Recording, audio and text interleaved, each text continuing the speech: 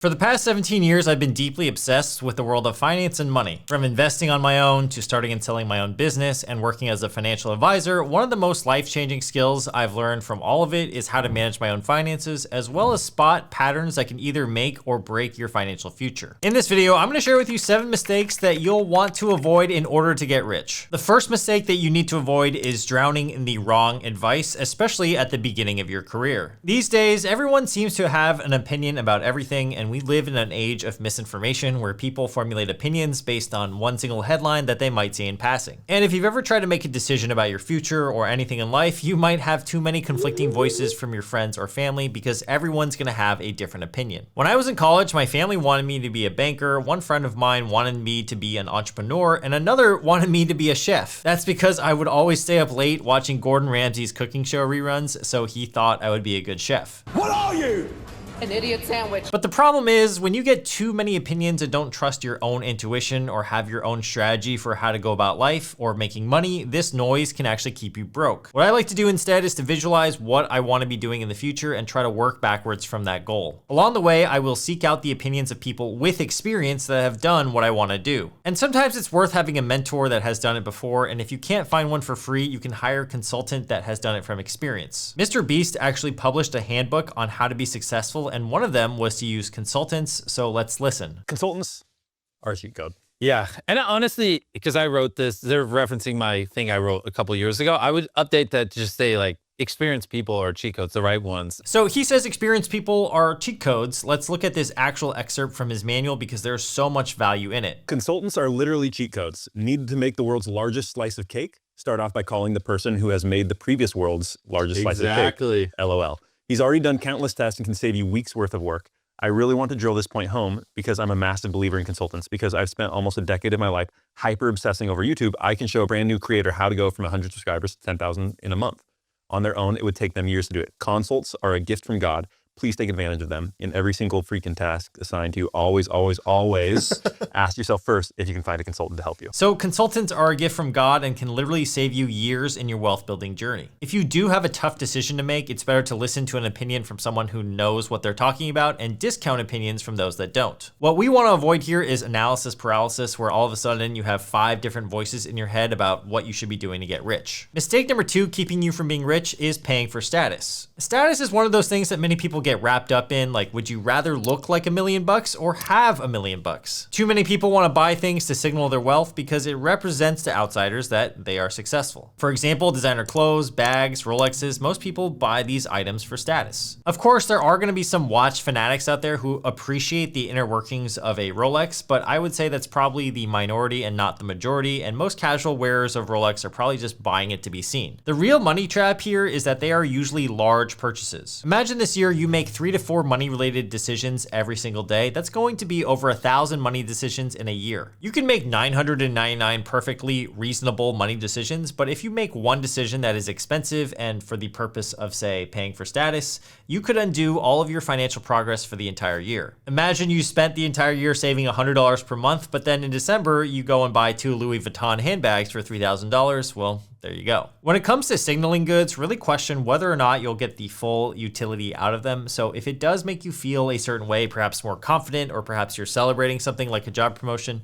then yeah, maybe go for it, but don't make it a habit to consistently show off your wealth once you make more money. I know that if I ever come across extra money through a fluke or a job promotion or bonus or tax refund, the first thing I personally think of is how do I best allocate that extra income to my investments? Then I might set aside a portion of that money after that for a fun purchase. Mistake number 3 today is being a victim of the Dunning-Kruger effect. The Dunning-Kruger effect is a cognitive bias where people with low ability in a particular area, they tend to overestimate their skill and competence in that area. This is often because they don't know what they don't know and they aren't sure how to accurately gauge their performance. And oftentimes, victims of the Dunning-Kruger effect will blame others for their own fallacies. The funny thing about this effect is that it's very hard to overcome because somebody, if they're incompetent at something, it keeps them from understanding how bad they really are at that thing. So you'll see this play out in real life all the time. People will often think that they're the next Warren Buffett because they've made some money day trading, or perhaps they managed to make some money money on a real estate transaction, and now they think they are excellent at both. In a video game example, oftentimes I would play League of Legends, which was a team game, and I was pretty good at the game objectively, and whenever I would start a fresh account and play with lower skilled players,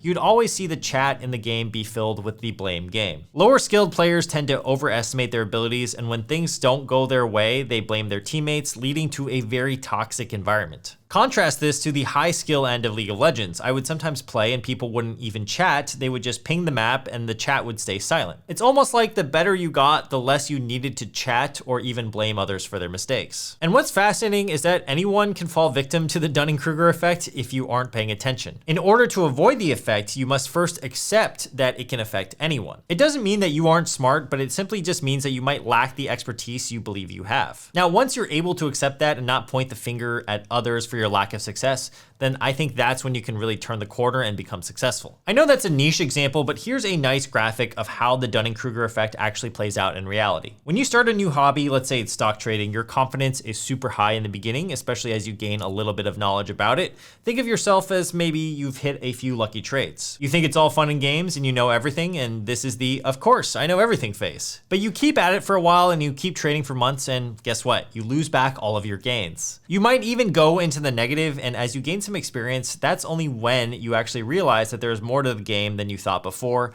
Now you're in the stage of, quote, "I may never understand this." You enter the valley of despair, as they call it, but if you're able to push past this valley, which could last months, even years of struggle, you might get to a point where things start to make some sense. Then perhaps after a few years of sticking to it, maybe 6,000 to 10,000 hours of doing said hobby, you realize you're an expert at it now. You have a high level of competence, but it was a journey to get there, and now you finally understand how ignorant you were in the beginning. The point of all this is to tell you that you never know what you don't know until you know. Understanding the Dunning-Kruger effect can help you figure out when to trust your own skills and then when to seek out advice from others who can see you in a more objective way. And this can actually help you get rich, which is the skill of always questioning what you don't know. Before we get into the next mistake, I also want to let you know about a premium community that I just launched that is paid, but you can see what I personally invest in, you can get exclusive access to me, and 2 videos a month that I don't post anywhere else. If you like our videos on the channel, you'll enjoy being part of that community, provided that if it's your budget. Now, no pressure at all if it doesn't, but I will leave a link for it down below. Mistake number 4 is short-term thinking versus long-term thinking. So one of the mistakes that keeps people from getting rich is prioritizing short-term gains over long-term wealth. The wealthiest people I know play the long game. They make strategic decisions that may not pay off immediately, but will compound over time. Imagine getting a really high-paying job out of college, but it doesn't teach you that much. Perhaps you come in every day to work and you just kind of coast. When I worked at a tech company back in the day, I saw a lot of coasting around me. People were making cushy salaries and worked maybe 2 hours a day. Most of them would just sit on Facebook or had a movie playing in the bottom right of their screen while they, quote, worked. And this was great for them for a while. They were earning a good income and just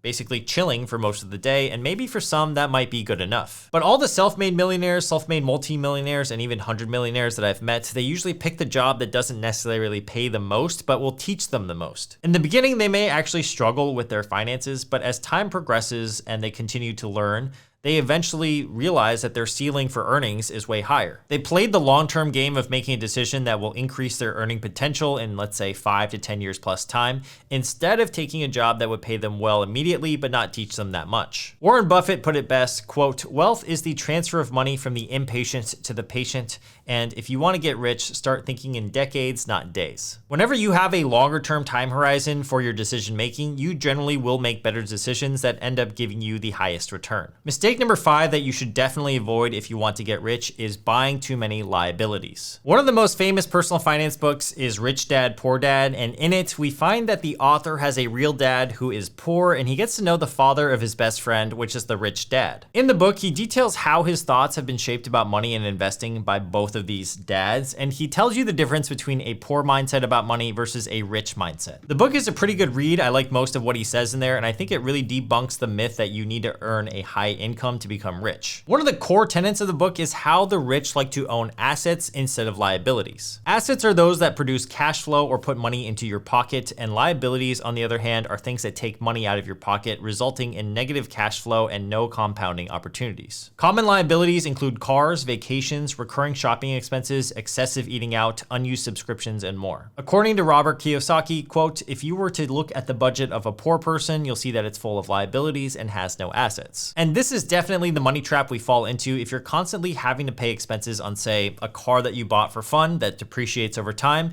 It's not really generating you any wealth. We want to buy things that produce income for us, so those are assets such as rental properties, a business, products like books or art that actually appreciate, or dividends from stock and bond investments. In the author's controversial example, he states that houses are not assets either, especially if you have a mortgage on them, because they're usually negative cash flowing things. You'll pay a loan on a house, you'll pay taxes, and you'll pay insurance costs. He does say that selling a house at a profit is considered then an asset, but otherwise he considers a home a liability. I don't know if I completely agree with him here, because in most places the prices of homes generally do go up over time, so I almost view that as an asset. However, I do like what he says, which is that if the appreciation doesn't make up for the negative cash flow, then the home could become more of a liability. The other way to make your home an asset in his definition is to turn it into a rental property, which makes sense because then it's producing income and appreciation, but not all of us will have this luxury. So the summary of this particular money trap in general is to buy things that produce income and not things that take away from it. Mistake number 6 that I see is relying on a single source of income, especially if it's a job that's tied to hours worked. Now, more specifically, this applies to jobs that are in general capped at, let's say, $100,000 per year. It is a little bit different if you're like a lawyer or a doctor making $400,000 a year. I think in that case, having your hours tied to your job isn't the worst thing to build wealth. Still, I would prefer you search for a role or target a role that has a compensation model not directly tied to hours. It is a little backwards in society. Think the roles that actually provide a lot of value to society, such as policeman, fireman, or teacher, these are all somewhat capped in their earnings potentials. But then you have someone selling real estate who makes a percentage of every sale, no matter how big the transaction size is. They are rewarded more favorably because, let's say, if they sell a $10 million house, getting a 2% commission on that could be life-changing. Another thing we want to avoid is just relying on one source of income, so most multimillionaires will have a few sources of income. In a previous video, I mentioned that 65% of millionaires have at least 3 income streams, and besides their main job, that might just be investment income or even dividend income. So for this point in particular, you may want to watch my video on how to get richer than 99% of people. I'll link it down below.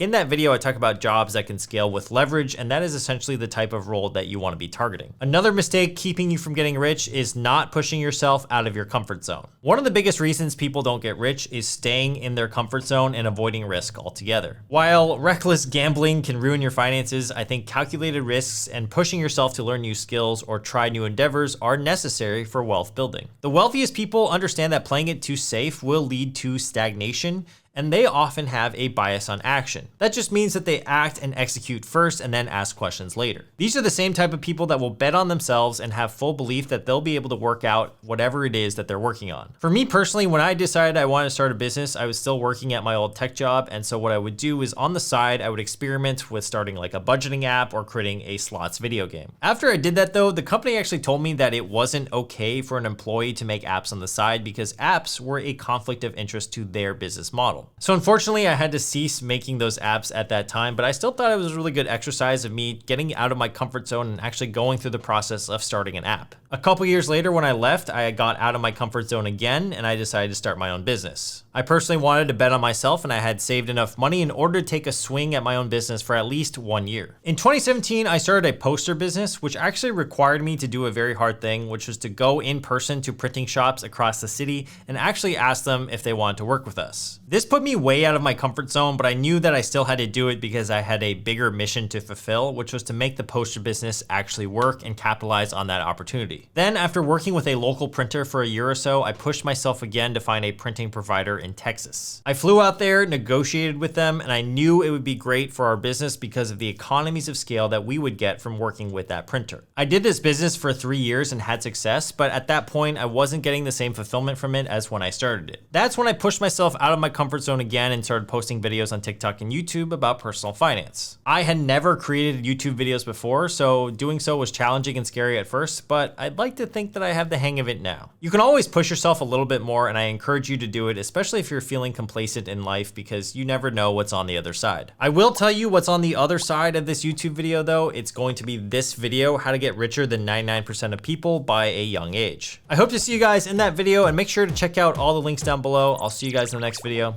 Peace.